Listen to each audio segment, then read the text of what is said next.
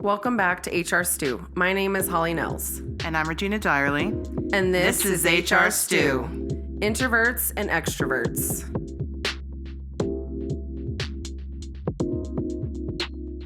We would like to welcome our guest today, Debra Fowler, our Training and Compliance Manager at Vita HR.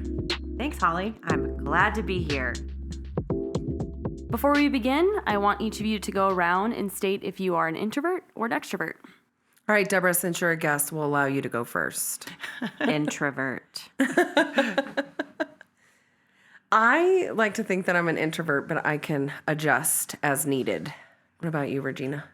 I would say I'm probably more of an extrovert, but I'm a selective extrovert, I would say. Studies have found that extroverts had a 25% higher chance of being in a high-earning job. What disadvantages do you see being an introverted or extroverted person in HR? I think in this instance, maybe the studies show it's because you don't ask for what you want or what you truly feel like you deserve. You don't feel comfortable in those uncomfortable conversations saying, hey, I want this promotion, or I want to change these job duties or expand my area of knowledge here. And maybe that's where the studies come from. Are we saying that introverts don't advocate for themselves? Because I don't know if that's true. I think if they feel comfortable with their superior, they would advocate for I hate themselves. that word superior. Job? I hate the word boss, too. That's my extroversion coming out. Mentor? Why don't we ask Debra? I did actually think about this, and I think it can be difficult to advocate for yourself, even if you do have a level of comfort. But I think it's also something that takes practice. If you do it enough times, you get more comfortable with that. You know what your limitations are. I think it's also important to know that introverts have difficulty with going outside of their comfort zone. Things like a podcast can be uncomfortable. Is it good to push yourself, or is that... I think that's different for everyone. Right.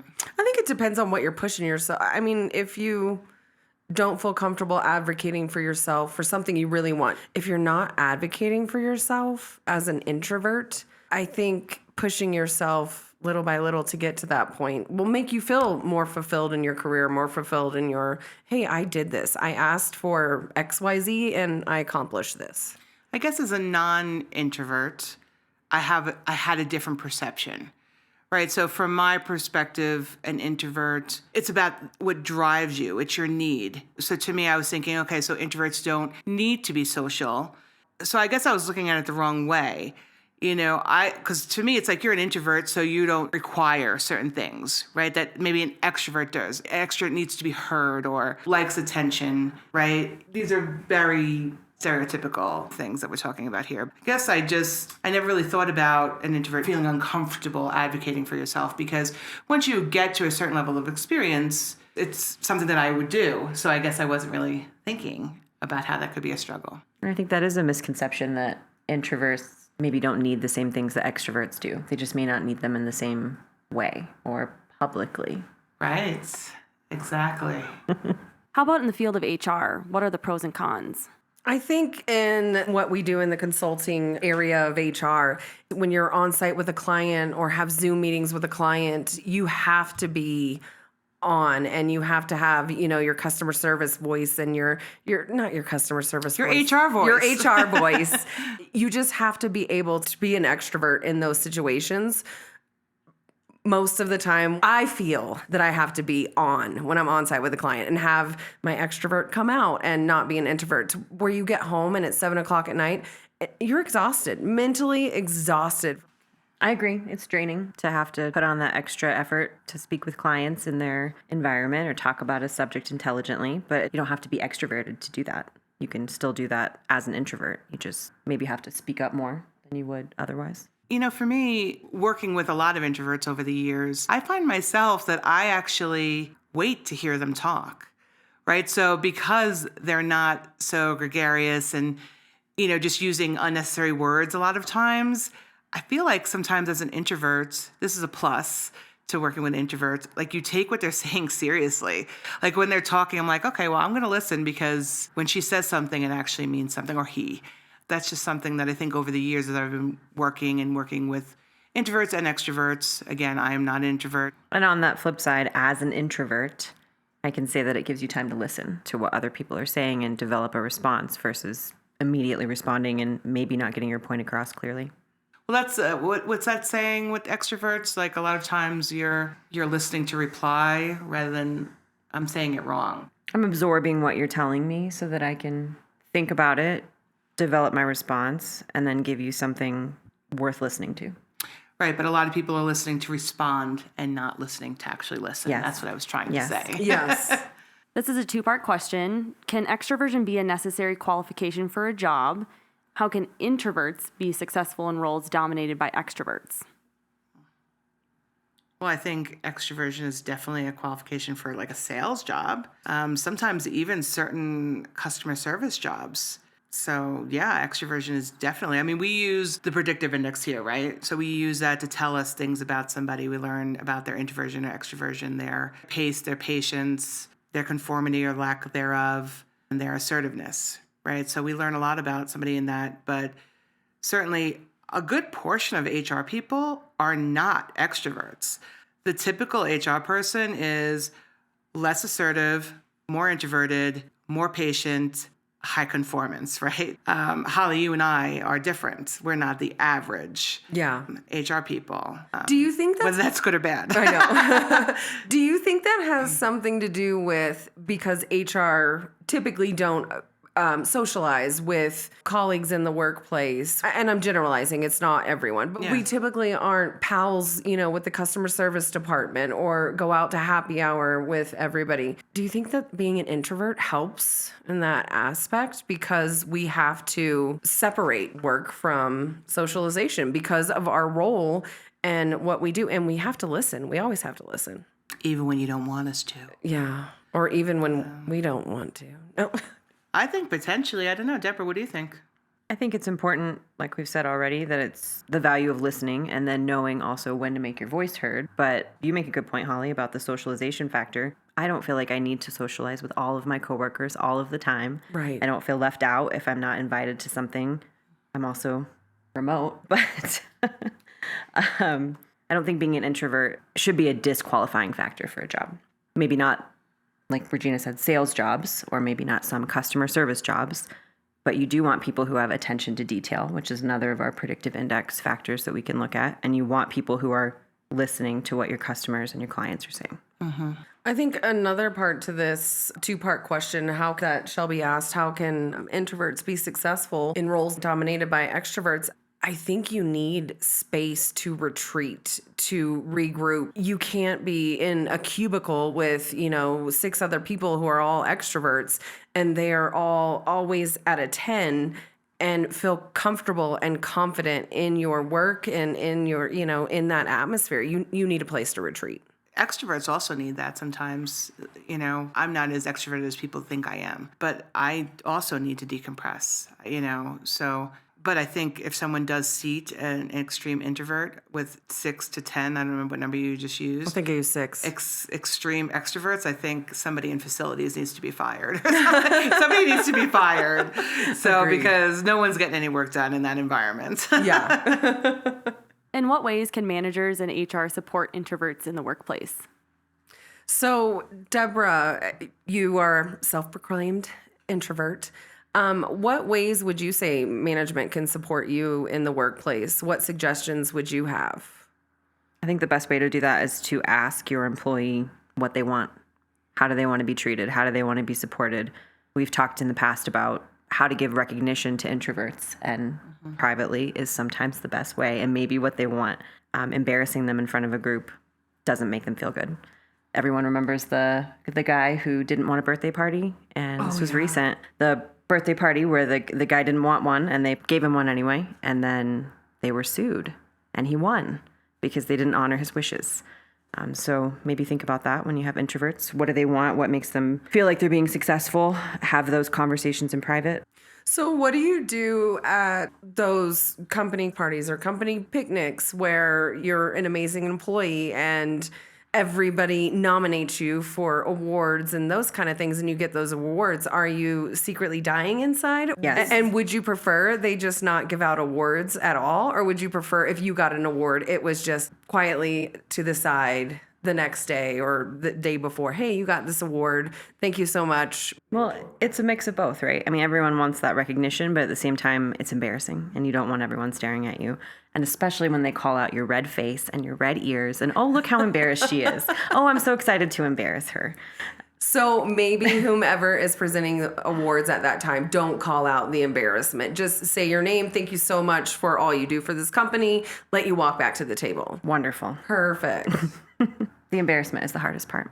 How would you recommend to an introvert to be able to advocate for themselves more or advocate for what they want more? What are some key things that you recommend? Well, I think if you're wanting to advocate for yourself, that really should be done face-to-face or on a call of some sort. But if you need time to formulate a response to something, definitely email. I think you need to make a list of what is important to you. What do you want? What do you need? Why do you want it? Why do you need it? And then bring that list to the conversation. Sit down with the supervisor and let them know, this is what I need, this is what I want, what can we do to get there? And be prepared to not get what you want. So would you be suggesting that introverts probably need to prepare a little bit more just so that they aren't surprised or get embarrassed? Because I feel like sometimes, even for myself, being an extrovert, if I prepare myself for situations, I get less nervous, I get less embarrassed, I don't have as much, I guess, anxiety, and I feel like I can talk a little bit more and be more present with it because I prepared myself. Absolutely. Lack of surprise. That's very important. Okay. What do you think are some of the stereotypes when it comes to introverts and extroverts? Well, first of all, I think we even in this conversation, I feel like we were making some assumptions. Like just because someone is introverted doesn't mean that they're detail-oriented, or just because they're extroverted doesn't mean that they're not either. And offline, we just had a conversation, which we should have been recording, about like a Mark Zuckerberg, right? Like, is someone like him an introvert? That's a tough call because, well, first of all, I don't know the guy. Second of all, we talked about there's a perception that maybe someone that's introverted is nice. And that is not true. You could be introverted and ruthless. You could be extroverted and nice. Like, things don't go together. Introverted it's a need. Maybe I'm not explaining that right. Introverted and extroverted have different needs, right? Different requirements and need to be managed differently. And shouldn't it just be that everyone has needs? Everybody has needs, it's just different needs. And shouldn't they have permission to be themselves? And maybe their needs don't align with being an introvert or being an extrovert. They might cross. They might be a mix of both. Holly, you've said that about yourself. Yeah. So go back to asking your employee what they want and what they need, whether they're introverted or extroverted. Depending on who you're talking to, either of those words could have a negative connotation. They could. And being an introvert, so many people, oh, introverts are weak or whatever.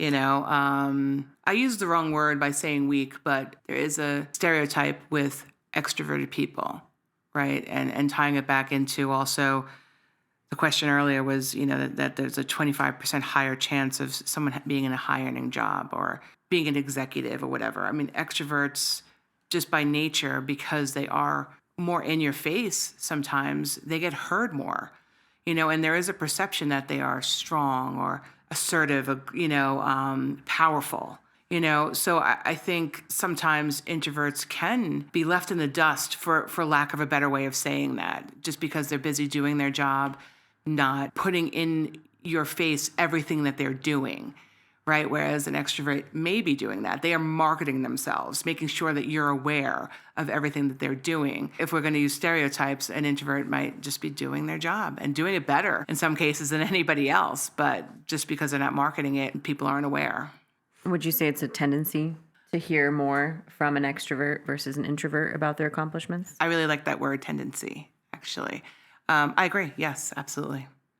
I agree as well, as an introvert. Well, I'm glad to hear from you, because I don't want, as the extroverts, me and Shelby as the extroverts, don't want to take over the conversation. I'm trying to be careful not to do that. Debra, do you have any suggestions of ways for employers to reduce that wage gap between an introvert and an extrovert? What can employers do to It's a reduce higher that earning gap? job, not more money. Oh, okay. So that's about being promoted. Gotcha. That's about advocating for yourself, applying for the positions, putting yourself in a position to get it. So let me rephrase that. What can employers do to allow introverts to get that higher earning job? And what do you think a supervisor or, the executive level team could do to negate that? Maybe just be aware of your talent. Maybe not listen to the loudest voice in the room, but look at who's your high performer, who's getting the job done and doing it well, who works well with others, who is an expert in their field. Be aware of your workforce instead of just who's the showy person. I think that's the way you find the right candidate. I think also if you're a good manager, you're giving credit where credit is due, right? So when you have someone on your team who is not speaking up for themselves in the appropriate way and not making someone embarrassed about it, but making sure that people are aware that matter, that are decision makers, that this person is this level of contributor for the organization. So I think that as a manager, that's your job, to advocate for your team, even when they're not advocating for themselves. That's your job. Agreed. Yeah.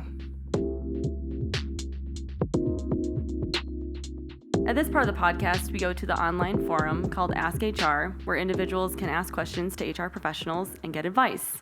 This user asked in, titled, "How can I communicate to my employer that I want a promotion, even though I'm an introvert? What are ways I can rely to the HR interviewer that, although I'm introvert, I am highly successful at my job? I've had a few managers who didn't understand my work style, which left them with the assumption that I didn't like the place or my coworkers. I've also recently discovered that I'm an introvert, and I'm reading a lot about maximizing my personality at work.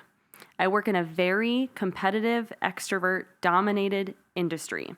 I absolutely love it. How can I kind of pre-inform my interviewer or hiring manager about my personality and let them know what to expect and assure that I love what I do?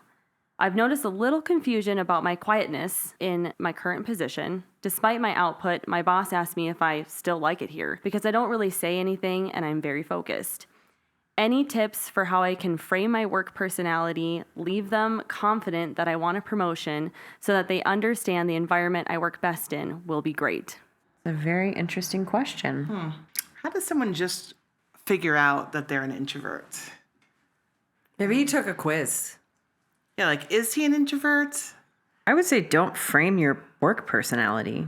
Be yourself. Right. In a work-appropriate version, of course. Right. But Thank you for the disclaimer, compliance. still be yourself. Maybe the labels, as Debra mentioned earlier, are problematic. A lot of people in different scenarios fall in between, right? It's not all black and white when you're dealing with people in general. Would you say this person just has an issue with communication, with communicating across what they want to their employer or their bosses? Maybe. Well, they also mentioned their bosses asked them if they like working there.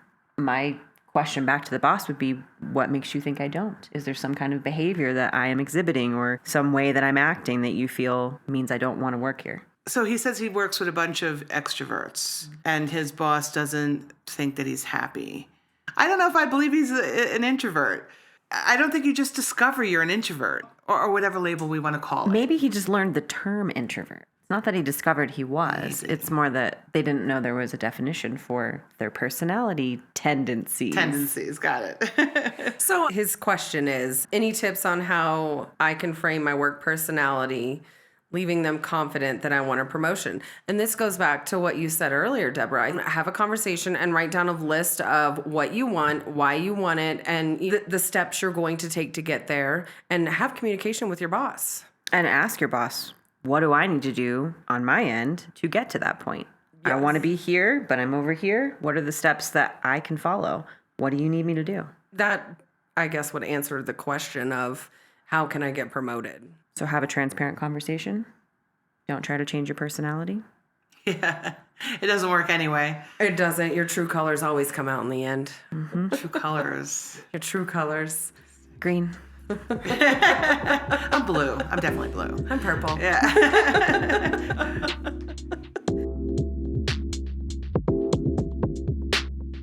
Thank you, Debra. We really appreciate your time that you took out of your day and joined us for this episode.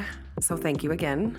This is going to bring our episode to a close. Thank you all so much for listening to this episode of HR Stew. If you enjoyed this episode, please subscribe and leave a review. If you have any thoughts about introverts in the workplace or questions you would like to share, message us on Instagram at hr.stew. I'm Holly. And I'm Regina. And we will see you next time on HR Stew.